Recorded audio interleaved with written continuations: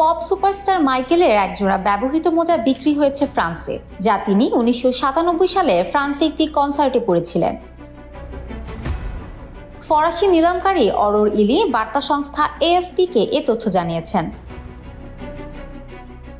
অরোর ইলি জানান, 1997 সালের জুলাই মাসে দক্ষিণাঞ্চলীয় শহর নাইমসে কনসার্টের পরে জ্যাকসনের ড্রেসিং রুমের কাছে একজন টেকনিশিয়ান ব্যবহৃত মোজাটি ফেলে দেওয়া অবস্থায় পেয়েছিলেন। বিক্রয়ের জন্য রাখার আগে এটি 28 বছর ধরে একটি ফ্রেমে সংরক্ষিত ছিল।